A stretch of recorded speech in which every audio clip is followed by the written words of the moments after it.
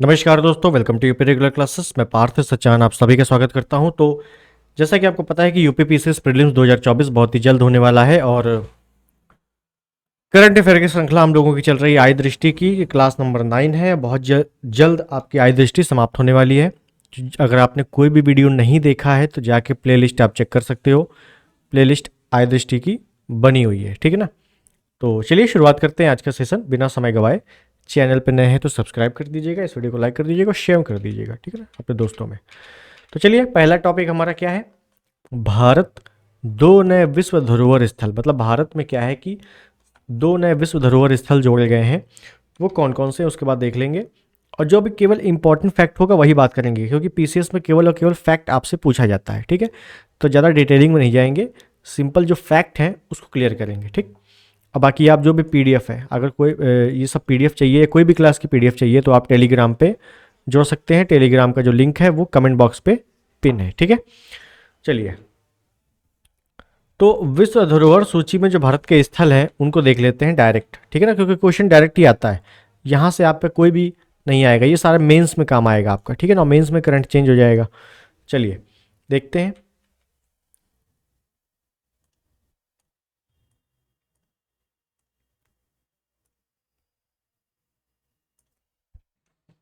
चलिए देखिए, यूनेस्को की अभी विश्व धरोहर स्थल में भारत के दो नए शामिल हुए हैं। तो 45वीं वार्षिक आम बैठक का आयोजन हुआ। कहाँ पर हुआ? तो रियाद, सऊदी अरब में से हुआ, ठीक है ना। सऊदी अरब में ये बैठक संपन्न हुई। हुआ ये कि इस बैठक के दौरान इस समिति ने विश्व भर के कुल 42 नए स्थलों को यूनेस्को की विश्व धरोहर सूची में शामिल किया है। 42। इस 42 स्थलों में 33 सांस्कृतिक है, मतलब 33 जो है सांस्कृतिक स्थल है, 9 प्राकृतिक स्थल है। इन नए स्थलों को शामिल किए जाने के बाद विश्व के 168 देशों में अब जो विश्व धरोहर की स्थल संख्या है वो 1199 हो गई है, मतलब 1200 में एक कम है। अब 1199 है तो इसमें 933 सांस्कृतिक स्थल है, 227 प्राकृतिक हैं और 39 जो है मिश्रित हैं। तो जो यही वाली बैठक हुई है, इसी बैठक में यही जो 45 नंबर की बैठक हुई, इसमें भारत के दो नए विश्व धरोहर स्थल का दर्जा दिया गया है, दो नए स्थलों को। अब दो नए स्थल कौन से हैं? वेरी इंपॉर्टेंट, शांति निकेतन और होयसल के पवित्र मंदिर। शांति निकेतन पश्चिम बंगाल में है और होयसल के पवित्र मंदिर जो है कर्नाटक में है। होयसल राजवंश आपने पढ़ा होगा, तो वही होयसल के पवित्र मंदिर कर्नाटक क्षेत्र में है। शांति निकेतन को भारत का 41वां, होयसल के पवित्र मंदिर को 42वां विश्व धरोहर स्थल घोषित किया गया है। तो कुल मिला के भारत में वर्तमान में कितने विश्व धरोहर स्थल हैं? तो याद रखना है 42, 42। पहले 40 थे, अब दो जोड़ दिए गए, 42 हो गए हैं। भारत के कुल 42 विश्व धरोहर स्थलों में से 34 स्थल सांस्कृतिक हैं, 7 स्थल प्राकृतिक है और एक मिश्रित है। वर्तमान में भारत विश्व धरोहर सूची में शामिल स्थलों की संख्या की दृष्टि से विश्व में 6वें नंबर पे है। वेरी इंपॉर्टेंट पॉइंट है कि भारत जो है विश्व धरोहर में 6वें नंबर पे है। प्रथम कौन है? तो इटली है। इटली में 59 विश्व धरोहर शामिल है। भारत में कितने हैं? 42 है ना, थोड़ा सा कम है। तो अब जो दो नए शामिल किए गए हैं उनको थोड़ा सा डिटेलिंग देख लेते हैं। जैसे शांति निकेतन, तो शांति निकेतन पश्चिम बंगाल के वीरभूम जिले में स्थित है। यह पश्चिम बंगाल में एक ग्रामीण स्थल स्थित है और विश्व प्रसिद्ध कवि, दार्शनिक, साहित्य नोबेल पुरस्कार 1913 में साहित्य के लिए नोबेल पुरस्कार मिला था, गीतांजलि साहित्य का नाम था। तो विजेता रविंद्रनाथ टैगोर के कार्यों एवं दर्शनों से जुड़ा हुआ है, कई बार आ भी चुका है ये वनडे एग्जाम में। 1921 में शांति निकेतन विश्व भारती के नाम से एक विश्वविद्यालय के रूप में परिवर्तित हो गया, ठीक है। तो याद रखना, शांति निकेतन भी आपसे पूछा जाता है, और सॉरी विश्व भारती पूछा जाता है तो वो भी कहाँ है? पश्चिम बंगाल में ही है। 1951 में विश्व भारती को एक केंद्रीय विश्वविद्यालय एवं राष्ट्रीय महत्व का एक संस्थान घोषित कर दिया गया। अब ये होयसल वाला जो है, होयसल के पवित्र मंदिर क्या है?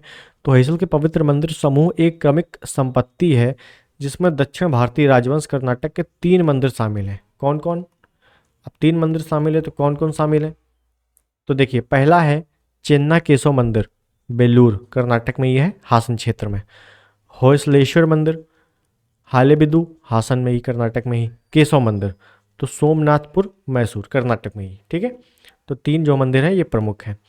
उसके बाद अगर बात करूं तो 12वीं-13वीं शताब्दी के मतलब 12वीं-13वीं शताब्दी में निर्मित होयसल के पवित्र मंदिर समूह होयसल राजवंश के शिल्पकारों एवं वास्तुकारों की रचनात्मक एवं कौशल को प्रमाणित करते हैं। चेन्ना केशव भगवान विष्णु के रूप में है और यह मंदिर भगवान विष्णु को ही समर्पित है। मतलब चेन्ना केशव मंदिर जो है किसको समर्पित है? भगवान विष्णु को समर्पित है। होयसल मंदिर 12वीं शताब्दी का एक हिंदू मंदिर है जो भगवान शिव को समर्पित है, याद रखना है। केशव मंदिर एक वैष्णव हिंदू मंदिर है जो कावेरी नदी के किनारे स्थित है। याद रखना, केशव मंदिर जो है किस नदी के किनारे स्थित है? कावेरी नदी के किनारे स्थित है। अब भारत के जो 42 विश्व धरोहर हैं, कितने? 42। तो वो कौन कौन से? एक नज़र देखेंगे, रटेंगे नहीं, एक नज़र केवल देखेंगे, ठीक है, क्योंकि रटना नहीं है अपने को। और कब शामिल हुआ ये भी देख लेना है। तो देखिए, आगरा का किला जो कि यूपी में है 1983 में। यूपी के थोड़ा सा खास कर ध्यान देना क्योंकि यूपी स्पेशल भी आना है, ठीक है। अजंता की गुफाएं सबको पता है महाराष्ट्र में है, लेकिन ये विश्व धरोहर में शामिल है, ये पता होना चाहिए। अजंता, एलोरा ये दोनों महाराष्ट्र में है, औरंगाबाद में। ताजमहल भी स्थित है, आगरा में है, यूपी। महाबलीपुरम के जो स्मारक हैं तमिलनाडु, और महाबलीपुरम पल्लव राजवंश से संबंधित है, पल्लव राजवंश। उसके बाद सूर्य मंदिर, कोणार्क का सूर्य मंदिर जो है उड़ीसा में है, 1984 में शामिल हुआ था। गोवा के चर्च एवं कॉन्वेंट गोवा में है। फतेहपुर सीकरी उत्तर प्रदेश में है। हम्पी में स्मारक जो समूह है, हम्पी कर्नाटक। खजुराहो मंदिर सबको पता होगा, मध्य प्रदेश में है, चंदेल शासकों द्वारा बनवाया गया था। एलिफेंटा महाराष्ट्र में है, मतलब एलोरा, अजंता, एलिफेंटा तीनों जो है विश्व धरोहर में शामिल है, याद रखना है। महान जीवित चोल मंदिर तमिलनाडु में है। पत्तद कल में स्मारकों का समूह कर्नाटक में है। सांची में बौद्ध स्मारक मध्य प्रदेश। सांची का जो स्मारक है, सांची स्तूप कहाँ है? मध्य प्रदेश में ही है। हुमायूं का मकबरा दिल्ली में है, ये भी शामिल है विश्व धरोहर में। कुतुब मीनार दिल्ली में। भारत की पर्वतीय रेलवे, अब जो देखो यहाँ से आपसे एनटीपीसी में क्वेश्चन आया था, अगर आपने एनटीपीसी का पेपर दिया हो या देखा हो, उसमें आया था कि कौन सी रेलवे शामिल है विश्व धरोहर में। तो याद रखना, दार्जिलिंग पश्चिम बंगाल, नीलगिरी तमिलनाडु, कालका शिमला। दार्जिलिंग पश्चिम बंगाल ये एक रेलवे है, नीलगिरी तमिलनाडु ये एक रेलवे है, कालका शिमला हिमाचल प्रदेश ये एक रेलवे है। तो 3 रेल शामिल है इसमें, ठीक है, ध्यान देना, 3 रेल शामिल है।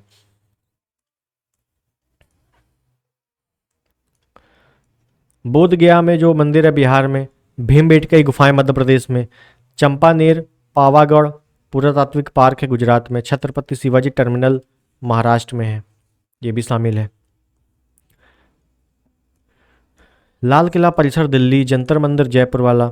राजस्थान के पहाड़ी किले। रानी की बाव गुजरात में, याद रखना, रानी की बाव गुजरात में है, विश्व धरोहर में शामिल है 2014 में। उसके बाद नालंदा विश्वविद्यालय बिहार में। की कार्बुजिए का वास्तुशिल्पकार आधुनिक आंदोलन में एक उत्कृष्ट योगदान चंडीगढ़ में है। अहमदाबाद का ऐतिहासिक शहर गुजरात को भी शामिल, अहमदाबाद का जो ऐतिहासिक शहर है उसको भी शामिल किया गया अहमदाबाद को। मुंबई के विक्टोरिया गोथिक और आर्ट डेको एंसेम्बल्स को भी शामिल किया गया जो कि महाराष्ट्र, और जयपुर शहर को शामिल किया गया है जो कि राजस्थान का है, ठीक है। 30 हो गए, और देख ले थोड़ा सा। धौलावीरा एक हड़प्पा कालीन स्थल है, और धौलावीरा जो है एक ही ऐसा स्थल है जो 3 भागों में बटा हुआ है। कहाँ का है? गुजरात का, इसको भी शामिल किया गया। काकतीय रुद्रेश्वर मंदिर तेलंगाना। शांति निकेतन पश्चिम बंगाल। होयसल के पवित्र मंदिर कर्नाटक। अब जो कि ये अभी शामिल किए गए हैं तो याद रखना 2023 का है ये, है ना, अभी करंट का डेटा। 34 हो गए। उसके बाद जो प्राकृतिक स्थल हैं वो कौन से हैं? जैसे काजीरंगा, केवलादेव, मानस, सुंदरवन, ये क्या है? राष्ट्रीय उद्यान है। असम, राजस्थान, असम, पश्चिम बंगाल। हालांकि जब मैं आपको पर्यावरण कराऊंगा, पर्यावरण में मैं आपको बताने वाला हूँ कितने कितने राष्ट्रीय उद्यान हैं, कौन कौन से हैं, कहाँ कहाँ पर है, क्या क्या विशेषताएं हैं उनकी। नंदा देवी, फूलों की घाटी, Chamoli Uttarakhand, Paschimi Ghat Kerala, Karnataka, Maharashtra, Tamil Nadu, great Himalayan national park Himachal Pradesh में है, और जो मिश्रित है वो केवल एक ही है, कौन सा है? कंचनजंगा। कंचनजंगा कहाँ पे है? सिक्किम में है, और कंचनजंगा चोटी भी है ना, सिक्किम की ऊंची चोटी है कंचनजंगा, सिक्किम में है। तो इतने जो है विश्व धरोहर में शामिल है। चलिए आगे देखते हैं। अगला है I2U2 समूह द्वारा संयुक्त अंतरिक्ष उद्यम का अनावरण किया गया। ये I2U2 एक सम्मेलन है, इसमें कई देश, 4 देश इसमें शामिल हैं, इसको देख लेना है। तो देखिए I2 से अभिप्राय भारत और इजराइल है। I2 मतलब आई 2 बार, आई 2 बार, तो एक आई से इंडिया, एक आई से इजराइल। U2 से अभिप्राय है USA और UAE, मतलब U2 तो 2 U है, एक U से USA हो गया, एक U से UAE हो गया। और ये क्वेश्चन आपका 2022 पेट में आया था करंट में कि I2U2 में कौन कौन से देश शामिल है या कौन से देश शामिल नहीं है, ठीक है ना, ऐसी कुछ क्वेश्चन था, तो ये आया हुआ था 2021 को आयोजित। अच्छा 2021 में ये लागू हुआ तो 2022 में आ गया था पेट के जरिए, है ना। तो चलिए खैर, अब थोड़ा सा फैक्ट देख लें इसमें, है ना, ज़्यादा अपने को फैक्ट इंपॉर्टेंट है क्योंकि फैक्ट से ही क्वेश्चन बनते हैं। देखिए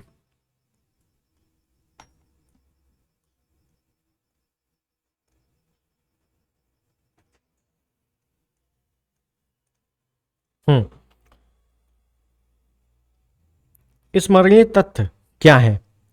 तो देखिए I2U2 समूह द्वारा संयुक्त अंतरिक्ष उद्यम का अनावरण किया गया है। ये 2023 का डाटा है, तो ये याद रखना है। I2U2 समूह के देशों द्वारा न्यूयॉर्क में संयुक्त राष्ट्र महासभा के 78वें सत्र के दौरान ये घोषणा की गई है। किस नंबर की? 78वां सत्र है, तो ये थोड़ा सा याद रखना, संयुक्त राष्ट्र महासभा का। I2U2 समूह का संयुक्त अंतरिक्ष उद्यम अंतरिक्ष अन्वेषण के क्षेत्र में क्षमताओं, संसाधनों और विजन के एक उल्लेखनीय अभिसरण का प्रतिनिधित्व करता है। इस परियोजना के तहत भागीदार देशों के पास मौजूद अंतरिक्ष आधारित अवलोकन डाटा और क्षमताओं का उपयोग करना शामिल है। I2U2 देशों के मध्य ये संयुक्त अंतरिक्ष उद्यम आर्टेमिस समझौते के सिद्धांतों के अनुरूप है। कौन सा समझौता? आर्टेमिस समझौता। I2U2 समूह में शामिल चारों देश आर्टेमिस समझौते के हस्ताक्षर करता है। आपसे या तो पूछ लेगा I2U2 में कौन कौन से देश हैं, या पूछ लेगा कि आर्टेमिस समझौते में कौन कौन से देश शामिल हैं, तो वही हैं सेम चारों, ठीक है। चलिए अगला देख लेते हैं, भारत और कनाडा विवाद। तो ये विवाद तो करंट का है, कई लोगों को पता भी होगा ये विवाद, तो थोड़ा सा देख लेते हैं, इस पर प्रकाश डालते हैं क्या है। तो देखो 2023 जून को ओंटेरियो कनाडा के ब्रैम्पटन में खालिस्तान समर्थकों द्वारा एक रैली निकाली गई थी। जो खालिस्तान है ना, खालिस्तान की मांग करते हैं जो पंजाब के क्षेत्र से कुछ लोग। तो क्या हुआ है, एक रैली निकाली गई कनाडा में, जो पूर्व प्रधानमंत्री इंदिरा गांधी की उनके अंगरक्षकों द्वारा नृशंस से हत्या की झांकी पर आधारित थी। ये झांकी कनाडा के सिख अलगाववादी समूहों द्वारा अपनी वार्षिक परेड के तहत निकाली गई थी, जिसके माध्यम से वे 1984 के ऑपरेशन ब्लू स्टार के विरुद्ध अपना विरोध प्रदर्शन करते थे। भारतीय विदेश मंत्री एस जयशंकर द्वारा कनाडा में इस प्रकार की घटनाओं पर आपत्ति जताते हुए भारत कनाडा संबंधों के लिए अनुकूल नहीं बताया था। हम लोगों ने कहा था ये भारत और कनाडा के लिए ये संबंध सही नहीं है, ऐसी अगर रैलियां निकल रही हैं तो 18 जून 2023 को हरदीप सिंह निज्जर, भारतीय मूल का कनाडाई सिख, जिसे भारत द्वारा आतंकी घोषित किया गया था, मतलब भारत ने इसे क्या है, ये नाम हरदीप सिंह निज्जर को आतंकी घोषित कर दिया गया है। तो इसकी एक गुरुद्वारे कनाडा के पास गोली मारकर हत्या कर दी गई थी।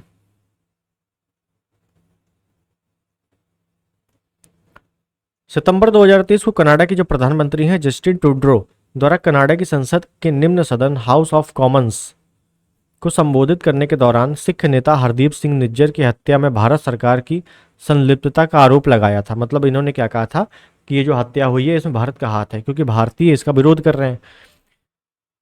फाइव आइज द्वारा साझा की गई खुफिया जानकारी के आधार पर कनाडा सरकार द्वारा हरदीप सिंह निज्जर की हत्या में भारत की संलिप्तता का दावा किया गया है। मतलब वही है कि कनाडा ने क्या कहा है कि भैया इसकी हत्या जो है भारत ने करवाई है। ठीक, अब इसमें इंपॉर्टेंट फैक्ट और इसमें देख लेते हैं। भारत ने खालिस्तानी अलगाववादी हिंसा के लिए जिम्मेदार कई आतंकियों को सुरक्षित आश्रय उपलब्ध कराने का आरोप भी लगाया है। कनाडा द्वारा भारत के साथ प्रस्तावित व्यापार संधि पर वार्ता स्थगित कर दी गई है, वर्तमान में स्थगित कर दी गई है। अब ये फाइव आइज इंटेलिजेंट क्या है, जो खुफिया विभाग है, इसके बारे में थोड़ा देख लें। फाइव आइज एक बहुपक्षीय खुफिया गठबंधन है। इस संगठन के सदस्य देशों में Australia, Canada, New Zealand, UK, America शामिल है। ये राष्ट्र अपने साझा राष्ट्रीय हितों की रक्षा हेतु जानकारी साझा करते हैं व खुफिया मामलों में सहयोग करते हैं। तो यही है फाइव आइज। फाइव आइज में 5 देश कौन कौन से हैं याद रखना है। ठीक, चलिए अगला देखें। भारत OIML प्रमाण पत्र जारी करता देश। भारत ने एक प्रमाण पत्र जारी किया है जिसका नाम है OIML प्रमाण पत्र। अब ये प्रमाण पत्र है क्या, इसके बारे में देख लेते हैं।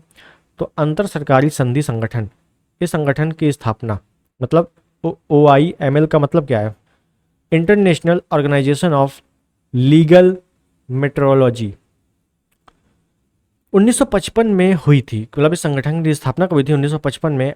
OIML का मुख्य कार्य विधिक माप विज्ञान कानून के प्रयोग के लिए वैश्विक मानकों का निर्माण करना है। OIML का मिशन देशों को ऐसी प्रभावी विधिक माप विज्ञान अवसंरचनाओं को स्थापित करने में सक्षम बनाना है जो परस्पर संगत और अंतर्राष्ट्रीय स्तर पर मान्यता प्राप्त हो। वर्तमान में OIML के सदस्य राष्ट्रों की संख्या 64 है। संख्या याद करनी है, कितनी है, 64 है। 14 सितंबर 2023 को केंद्रीय उपभोक्ता मामले, खाद्य एवं सार्वजनिक वितरण मंत्रालय द्वारा जारी विज्ञप्ति के अनुसार भारत विश्व भर में बाट और मापन उपकरणों को बेचने के लिए अंतर्राष्ट्रीय स्तर पर स्वीकृत OIML प्रमाण पत्र जारी करने वाला प्राधिकरण बन गया है। ये इंपॉर्टेंट है, ये थोड़ा सा याद करना। भारत विश्व का 13वां देश है जो अंतर्राष्ट्रीय स्तर पर स्वीकृति OIML प्रमाण पत्र जारी कर सकता है। ठीक है, याद रखना 13वां देश है, मतलब पहला देश नहीं है, 13वां देश है। ठीक है, इसके बारे में और कुछ खास अपने को नहीं पढ़ना है। ठीक है, यही पढ़ना है। और भारत जो है 1956 में OIML का सदस्य बना था, 1955 में स्थापना हुई थी, बस। उसके बाद विश्व प्रतिभा रैंकिंग, क्योंकि जो इंपॉर्टेंट फैक्ट है वही पढ़ेंगे, ज़्यादा पढ़ भी नहीं पाएंगे हम लोग, है ना। तो विश्व प्रतिस्पर्धा रैंकिंग 2023 है। क्या है ये, तो institute for management development IMD द्वारा जारी की जाती है ये रैंकिंग।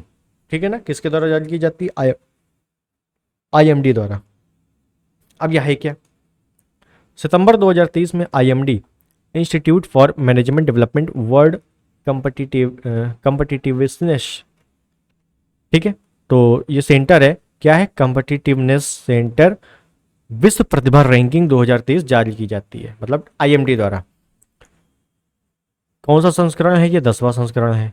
विश्व प्रतिभा रैंकिंग या विश्व प्रतिस्पर्धात्मक रैंकिंग, विश्व की कुल 64 अर्थव्यवस्थाओं को शामिल किया गया है, 64 देशों को शामिल किया गया है।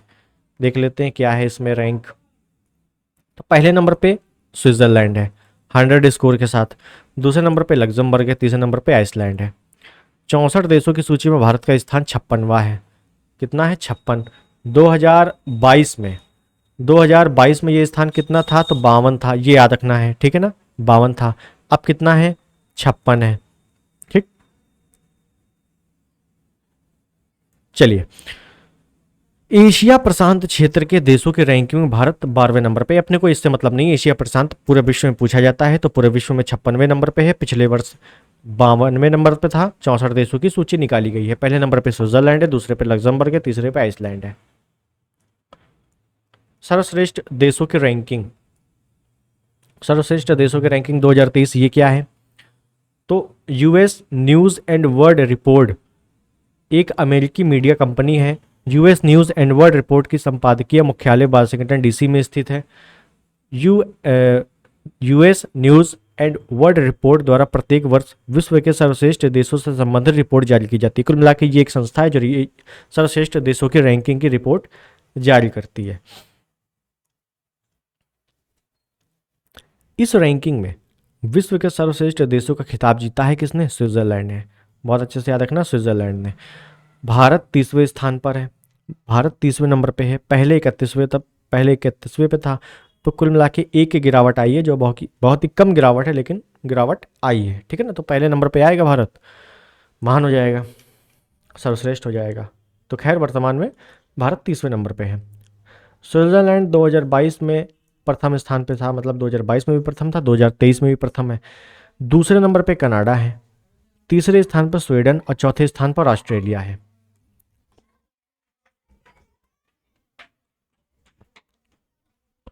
विश्व की 10 सबसे बड़ी अर्थव्यवस्थाएं 2024। तो अब जो अर्थव्यवस्था है ये देख लेते हैं, बाकी आपने को ऊपर से 3-4 केवल देश याद रखने हैं उसमें बस। 2 जनवरी 2024 को फोर्ब्स द्वारा 2024 के विश्व की शीर्ष 10 अर्थव्यवस्था से संबंधित आंकड़े जारी किए गए। जारी आंकड़ों के अनुसार वर्ष 2024 में जीडीपी के संदर्भ में शीर्ष पर संयुक्त राज्य अमेरिका है। पहले नंबर पे कौन है? यूएसए। दूसरे नंबर पे चीन, फिर जर्मनी, फिर जापान। भारत 5वें नंबर पे। बहुत अच्छे से याद रखना भारत के बारे में, भारत जो है 5वें नंबर पे है। अब जो शीर्ष 10 हैं वो कौन कौन सी हैं, तो ये डेटा आप थोड़ा सा देख लो कि जैसे यूएसए पहले नंबर पे है, कितने बिलियन में है, और यूएसडी डॉलर कितना है, और जीडीपी वृद्धि दर कितनी है? 1.6%। 1.6% जो है इसकी वृद्धि दर है। और चीन की कितनी है? तो 5.2% है। फिर जर्मनी, फिर जापान, फिर भारत। भारत जो है 5वें नंबर पे, 6वें नंबर पे यूके है। यूके को भारत ने पीछे छोड़ा था। तो बस ठीक है ना, 6 ही याद कर लेना ऊपर के अच्छे से। उसके बाद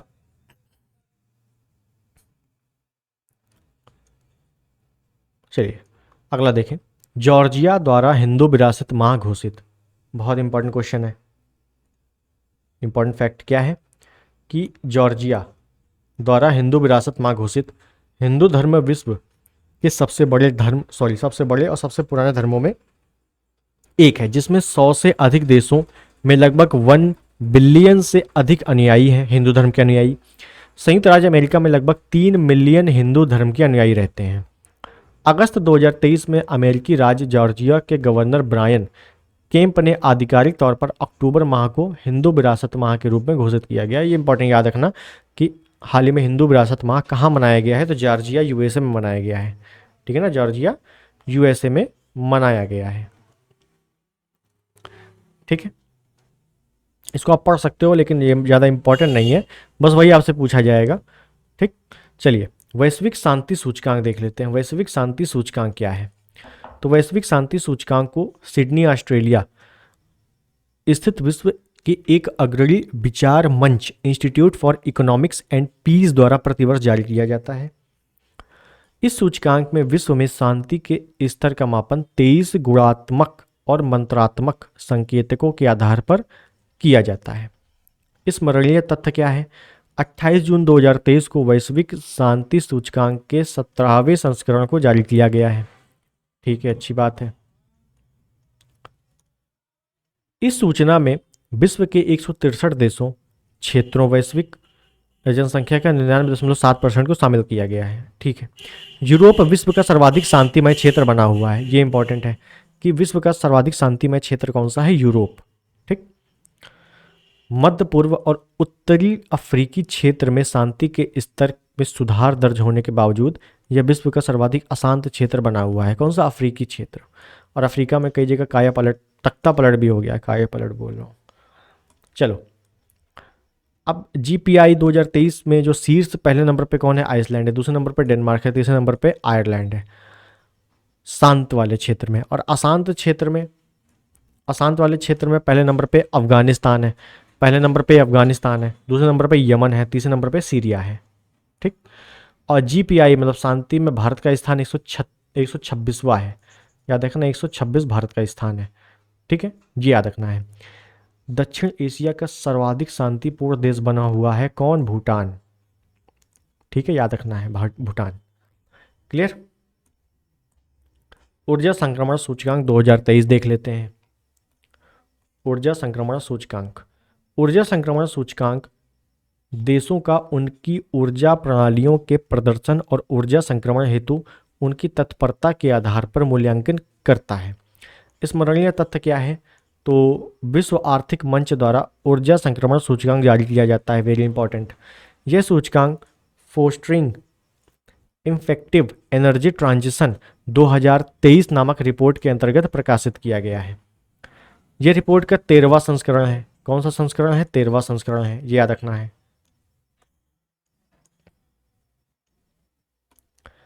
इस रिपोर्ट को एक्सचेंजर के सहयोग से प्रकाशित किया गया है। ऊर्जा संक्रमण सूचकांक 2023 में 120 देशों को शामिल किया गया है। कितने देश? 120 देश है। बस इतना ही पढ़ना है अपने को। पहले नंबर पे कौन है? स्वीडन है, दूसरे पे डेनमार्क है, तीसरे पे नॉर्वे है। अब जब 120 देश है तो 120वां कौन सा है? 120वां जो है सबसे खराब स्थिति में यमन है, और जो सेकंड लास्ट है वो है कांगो, और थर्ड लास्ट तंजानिया, मतलब तीनों अफ्रीका वाले क्षेत्र, ठीक है ना। चलिए, भारत का स्कोर 67वें नंबर पे है। भारत का स्कोर कितना है? तो याद रखना, 67वें नंबर पे भारत है। सतत विकास रिपोर्ट, सतत विकास रिपोर्ट 2023।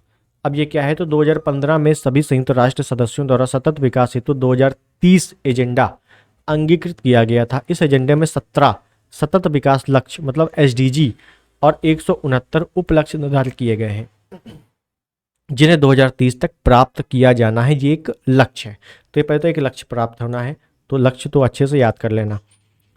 उसके बाद जो फैक्ट है इसमें वो क्या है? ये रिपोर्ट का 8वां संस्करण है। पहली चीज, रिपोर्ट का शीर्षक क्या है? इम्प्लीमेंटिंग द एसडीजी स्टिमुलस, इसका क्या है? शीर्षक है। रिपोर्ट के अंतर्गत एसडीजी सूचकांक और डैशबोर्ड दोनों को शामिल किया गया है। एसडीजी सूचकांक 2023 के अंतर्गत कुल 166 देशों को आच्छादित किया गया है, ठीक है ना।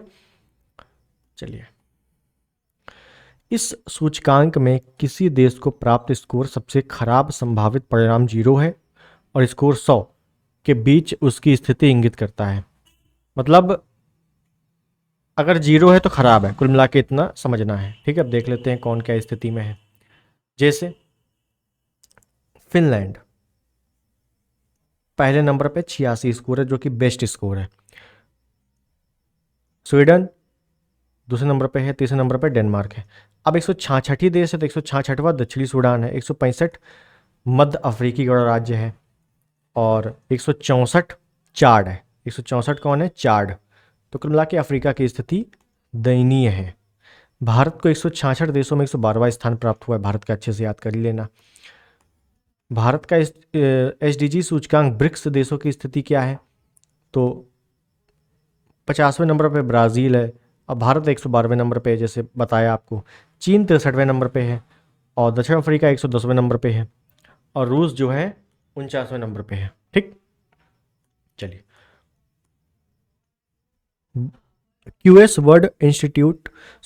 क्यूएस वर्ल्ड यूनिवर्सिटी रैंकिंग 2024, तो ये 20वां संस्करण है, और जिसमें 1498 विश्वविद्यालयों को शामिल किया गया है।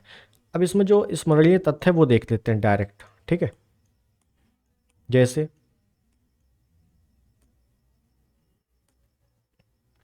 नवीनतम रैंकिंग में मैसाचुसेट्स प्रौद्योगिकी संस्थान अमेरिका ने लगातार 12वें वर्ष शीर्ष स्थान प्राप्त किया है। मतलब इसमें पहले नंबर पे कौन है? 12वें वर्ष में लगातार अमेरिका पहले नंबर पे है। एशिया में नेशनल यूनिवर्सिटी ऑफ सिंगापुर शीर्ष स्थान है। क्यूएस वर्ल्ड यूनिवर्सिटी रैंकिंग 2024 में भारत के कुल 45 संस्थान शामिल हैं। भारत के कितने हैं? 45 हैं, ठीक है। चलिए अगला देखें। क्यूएस वर्ल्ड यूनिवर्सिटी रैंकिंग 2024 शीर्ष 5 भारतीय संस्थान, तो देख लेते हैं। तो आईआईटी बॉम्बे पहले नंबर पे है, फिर आईआईटी दिल्ली है, और फिर भारतीय विज्ञान संस्थान बेंगलोर है। रैंक इनकी 2024 में 149 थी, 149 है, और 172 जो है पहले थी 2023 में, ठीक है। तो ये आपको केवल 1-2 याद कर लेने हैं, ज़्यादा नहीं याद करना है। अगला देखते हैं इंपॉर्टेंट फैक्ट क्या है। टाइम्स हायर एजुकेशन एशिया विश्वविद्यालय रैंकिंग 2023, तो एशिया यूनिवर्सिटी रैंकिंग 2023 जारी की गई है। एशिया विश्वविद्यालय रैंकिंग का 11वां संस्करण है। इस रैंकिंग को तैयार करने हेतु 13 प्रदर्शन संकेतकों का प्रयोग किया जाता है। अब देख लेते हैं फैक्ट। वर्ष 2023 में एशिया महाद्वीप के 31 क्षेत्रों देशों के 669 शिक्षण संस्थानों विश्वविद्यालयों को रैंकिंग प्रदान की गई है। जापान के सर्वाधिक 117 विश्वविद्यालय इस सूची में शामिल हैं और चीन के 95 विश्वविद्यालय के साथ दूसरे तथा भारत 75 विश्वविद्यालय के साथ तीसरे नंबर पे, मतलब पहले नंबर पे जापान है, दूसरे नंबर पे चीन है और तीसरे नंबर पे भारत है। ठीक है, तो ये बिल्कुल अच्छे से पता होना चाहिए कौन किस नंबर पे है। हालांकि पहला दूसरा तीसरा ही अपने को ज़्यादा कायदे से पता होना चाहिए। चलिए ठीक है, तो अब इसमें सूची में कौन कौन शामिल है देख लेते हैं। चीन शामिल है, तो चीन का याद रखना है सिंघुआ विश्वविद्यालय पहले नंबर पे है, दूसरे नंबर पे पेकिंग विश्वविद्यालय है और तीसरे नंबर पे सिंगापुर का नेशनल यूनिवर्सिटी ऑफ सिंगापुर है। 100 शिक्षण संस्थानों में भारत के कुल 4 शिक्षण संस्थान शामिल हैं। जैसे तो कौन कौन से हैं, जैसे भारतीय विज्ञान संस्थान बेंगलोर, जो भारतीय विज्ञान संस्थान है बेंगलोर 48वें नंबर पे है रैंकिंग।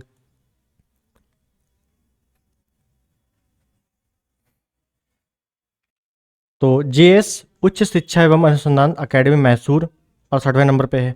सूलिनी जैव प्रौद्योगिकी और प्रबंधन विज्ञान विश्वविद्यालय हिमाचल प्रदेश 77वें नंबर पे है। ठीक, उसके बाद अगला पॉइंट, अगला जो टॉपिक है, cost of living city ranking 2023 जारी की गई है। तो इसमें जो फैक्ट है, डायरेक्ट फैक्ट में आते हैं क्योंकि फैक्ट यहाँ से ज़्यादा इंपॉर्टेंट है। तो मर्सर के सर्वेक्षण के अनुसार हांगकांग रैंक 1 के साथ विश्व में रहने हेतु सबसे महंगा शहर है। तो याद रखना हांगकांग सबसे महंगा शहर है। इस रिपोर्ट के अनुसार इस वर्ष शीर्ष 10 सबसे महंगे शहरों में मात्र 2 शहर हांगकांग सिंगापुर एशिया के हैं। इसके विपरीत विश्व के 2 सबसे सस्ते, सबसे महंगे, सबसे कम महंगे, मतलब सस्ते का मतलब ऐसा नहीं कि 1-2 रुपए की चीज़ें हैं, तो सबसे कम महंगे शहर में एशिया में स्थित है। ये 2 शहर पाकिस्तान और कराची, सबसे सस्ते, निहायती सस्ते शहर है। भारतीय शहरों का स्थान, मुंबई 127वें नंबर पे था, अब 147वें नंबर पे है। फिर नई दिल्ली दूसरे नंबर पे है, फिर चेन्नई, फिर बेंगलोर, फिर हैदराबाद, फिर कोलकाता, फिर पड़े ऊपर के 3-4 याद करने, ज़्यादा नहीं याद करने।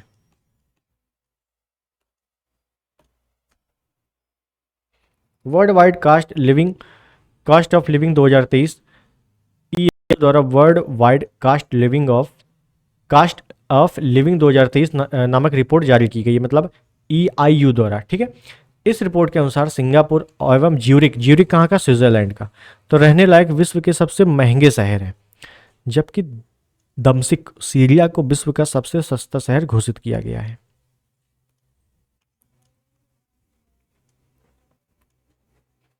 विश्व में रहने के लिए शीर्ष 10 सबसे सस्ते शहरों में 2 भारतीय शहर हैं, जैसे चेन्नई और अहमदाबाद। इस सूची में 163 शहरों को शामिल किया गया है। ठीक है, ज़्यादा अपने को इंपॉर्टेंट नहीं देखना इसमें।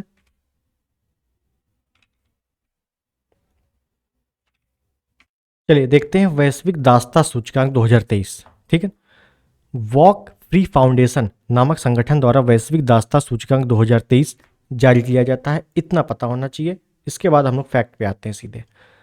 है क्या कि ऐसे 3 देश जिनमें आधुनिक दासता में निवासित लोगों की अनुमानित संख्या सर्वाधिक है, जैसे भारत, चीन, उत्तरी कोरिया। वैश्विक दासता सूचकांक 2023 में 160 देशों को उत्तरी कोरिया शीर्ष, मतलब 160 देश की सूची जारी की गई है, जिसमें उत्तर कोरिया शीर्ष स्थान पर है, पहले नंबर पे है। स्विट्जरलैंड अंतिम नंबर पे है, 160वें नंबर पे है। ठीक है, पहले नंबर पे उत्तर कोरिया है दासता रिपोर्ट में। उसके बाद अगर रैंक देखी जाए चार्ट के माध्यम से, तो उत्तर कोरिया जैसे पहले नंबर पे है, दूसरे नंबर पे अफगानिस्तान है, तीसरे पे म्यांमार है, 6वें पे भारत है। ठीक है, प्रति 1000 जनसंख्या में। चलिए विश्व के 10 सबसे व्यस्त हवाई अड्डे कौन कौन से हैं वो भी देख लेते हैं। तो विश्व के 10 सबसे व्यस्त हवाई अड्डे, कुल यात्री आवागमन के मामले में यूएसए का अटलांटा जीए हवाई अड्डा शीर्ष पर रहा है, भारत का नई दिल्ली स्थित इंदिरा गांधी अंतर्राष्ट्रीय हवाई अड्डा इस सूची में 9वें स्थान पर है। याद रखना, दिल्ली में कौन है? इंदिरा गांधी अंतर्राष्ट्रीय हवाई अड्डा 9वें नंबर पे है। अंतर्राष्ट्रीय यात्री आवागमन के मामले में यूएई का दुबई हवाई अड्डा शीर्ष पर रहा है। कार्गो यातायात के मामले में हांगकांग हवाई अड्डा शीर्ष पर रहा है। ठीक है, तो याद रखना है अपने को नई दिल्ली का जो इंदिरा गांधी है वो 9वें नंबर पे है। वैश्विक विद्युत समीक्षा रिपोर्ट, तो अप्रैल 2030 में वैश्विक विद्युत समीक्षा रिपोर्ट जारी की गई है। तो इसमें जो फैक्ट है वो सीधे देखेंगे। इस रिपोर्ट में निम्नलिखित 3 क्षेत्रों पर अध्ययन किया गया है, जैसे वैश्विक विद्युत उत्पादन, वैश्विक विद्युत मांग, वैश्विक ऊर्जा क्षेत्र का उत्सर्जन। वैश्विक विद्युत उत्पादन में अभी भी जीवाश्म ईंधनों का प्रभुत्व है, जिसने वर्ष 2022 में कुल विद्युत उत्पादन में 61% का योगदान किया। वैश्विक विद्युत उत्पादन में कोयला 36%, जीवाश्म गैस 22% और अन्य जीवाश्म स्रोत 3% का योगदान है।